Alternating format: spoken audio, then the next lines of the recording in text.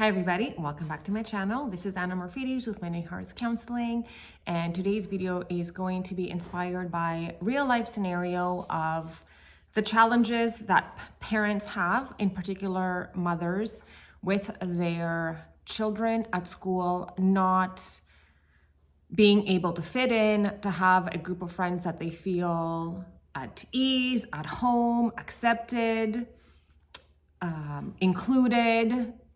Inclusivity is a really big topic in this video. So designed for empowering us as parents and what to do when our children are experiencing not being included, feeling unwanted, uncared for with their group of friends at school. So this can actually apply for us adults as well in our own circle of friends, because sometimes this feeling of not being accepted, welcomed, included can last a lifetime. There's adults that still feel this way. So you can apply all these tools to yourself if you're experiencing this as an adult as well. So let's go right into it. In most cases, the reason why our children feel this way, not included, unwanted, not good enough to be part of a circle, it all comes down to their self-esteem, their self-concept, the way that they view themselves. So working on their self-esteem, their self-concept, here is the key. So my own daughter has had this experience in school. It started, I would say, in grade 3 or 4. She is now in grade 8. So when we were in grade 3 or 4, she started to experience things at school that felt very much hurtful to her. She felt not included, ignored, just not...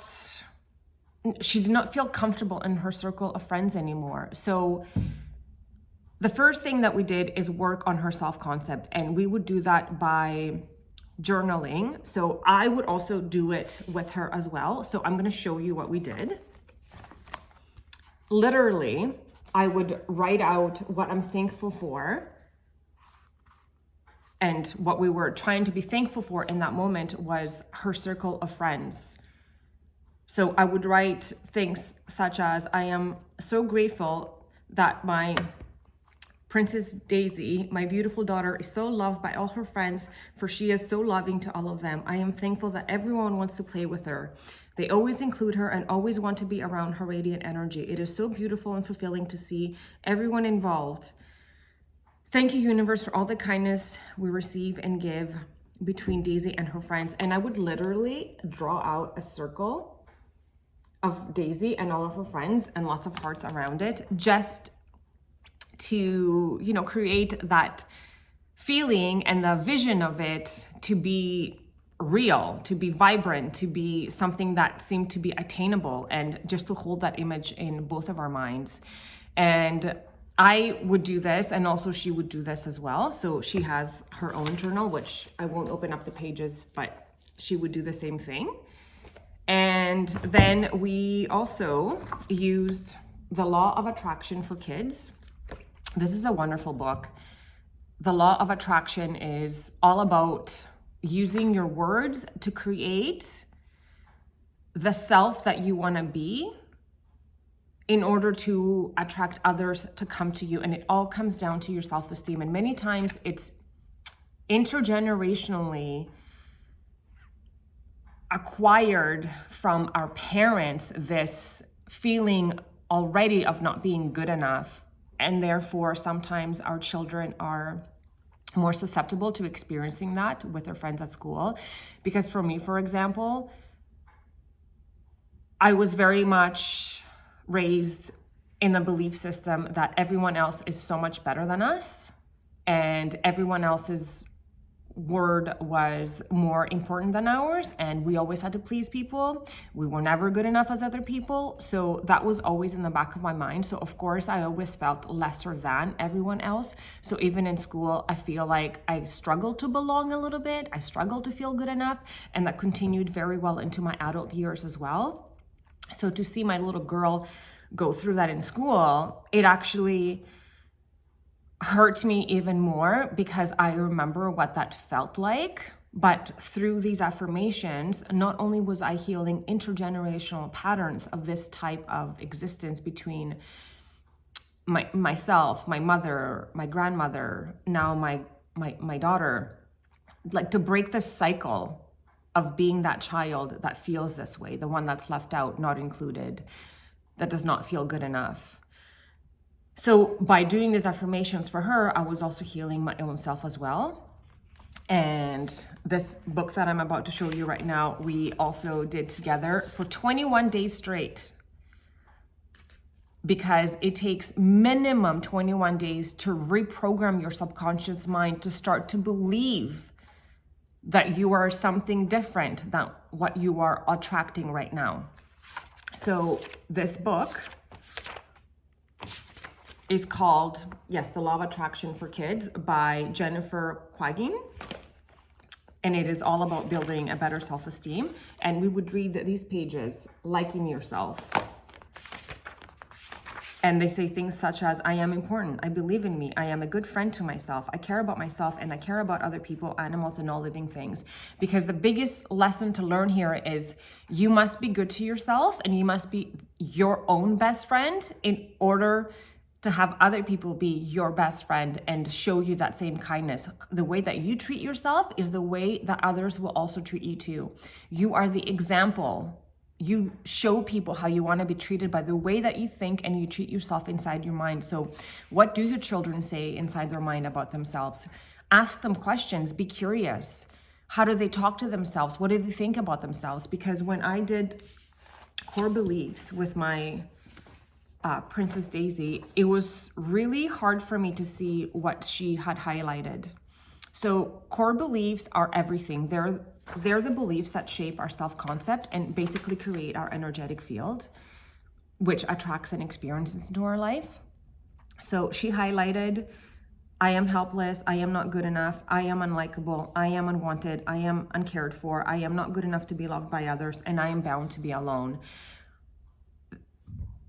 I was so shocked to see how similar her core beliefs were to my core beliefs that I had to untwist through my schooling experience. I am so grateful to all of my teachers that actually put us everything that we would learn, like CBT, cognitive behavioral therapy, they would have us apply that to ourselves. So with cognitive behavioral therapy, which is using affirmations and affirming the opposite of what you're thinking about yourself inside, I changed my core beliefs about myself.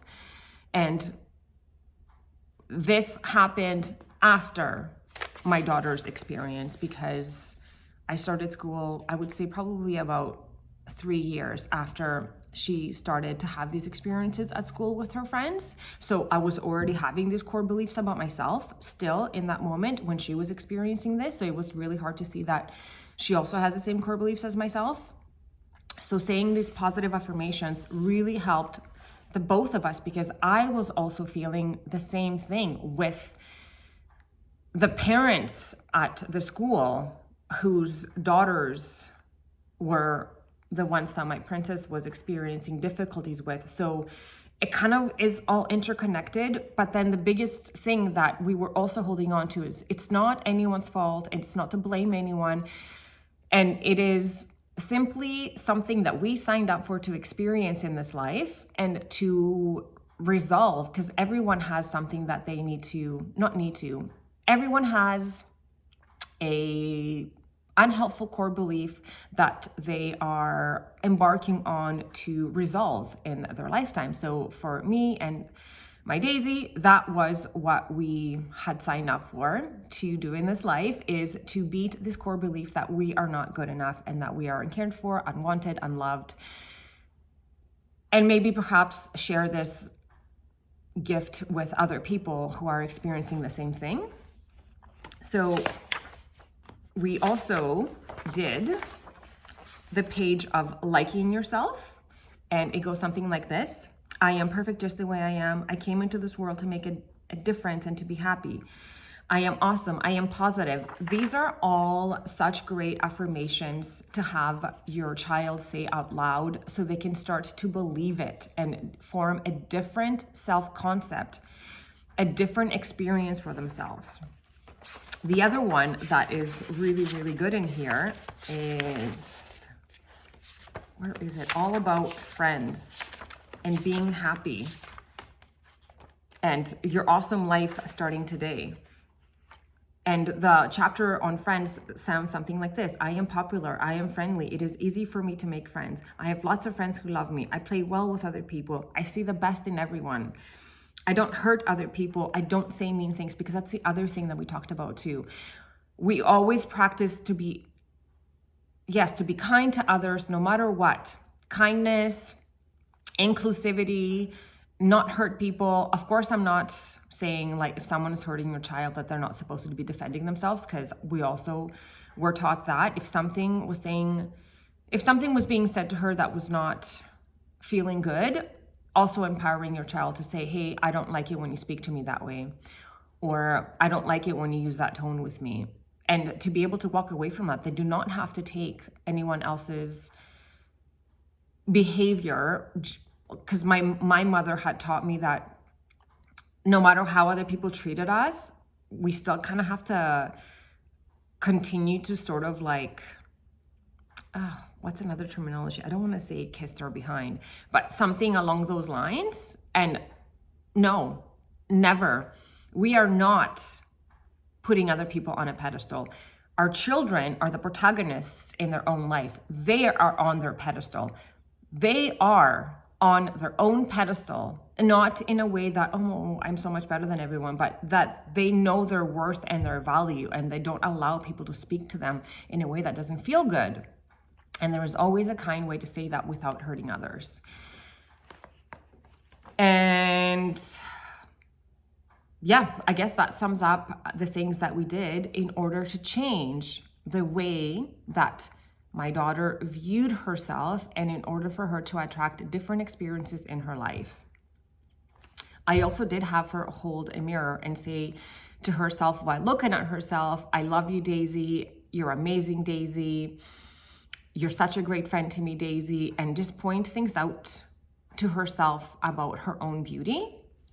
So that was very helpful as well to build her self-esteem and to view herself in a different way. So we also did that for 21 days.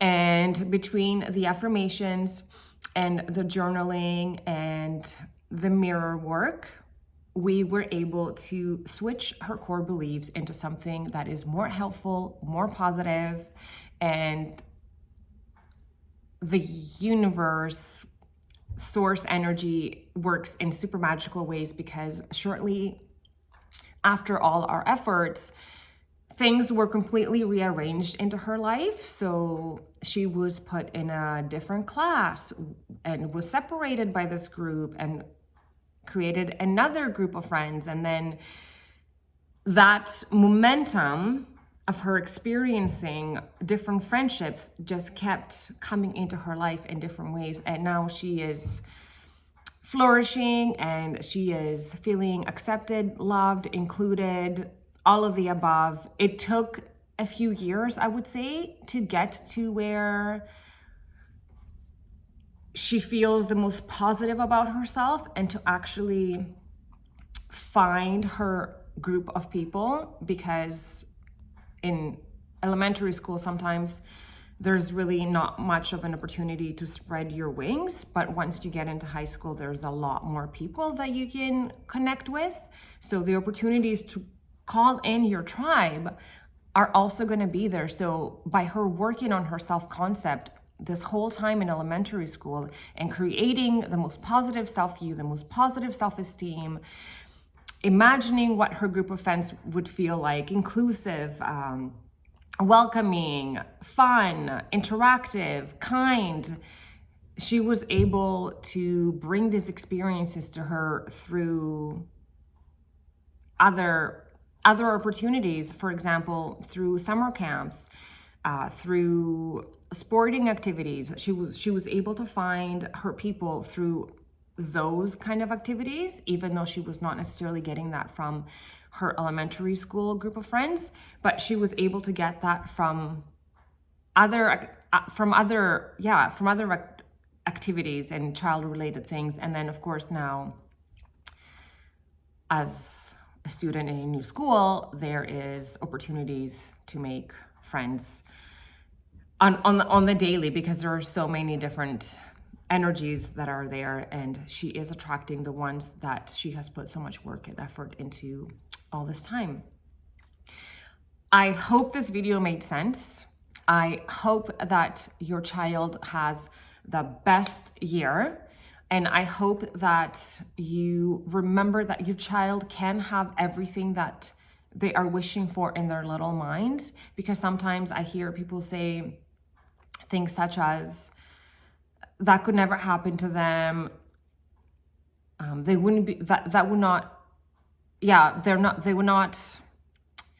wouldn't be lucky enough to get that. I can't see that being part of my child's life. I'm not sure if they're going to be able to get there. And the actual truth is, if you can think one way, why not choose to think the other way? So think, yes, they can get there. Yes, they can do it. Yes, it's going to happen. Yes, they will make it. Yes, they will. Of course they will. They are born for this experience. They are born to have this unlimited, unconditionally loving life. So sometimes we are the ones that put these affirmations out there and sort of affirm to the world around us and to the universe that this is not going to be able to happen for our child. And the truth is, yes, it will, and yes, it can. Whatever you put out there is what comes back to you. So keep working on that self-esteem and that self-concept. If you haven't subscribed already to my channel, please do so.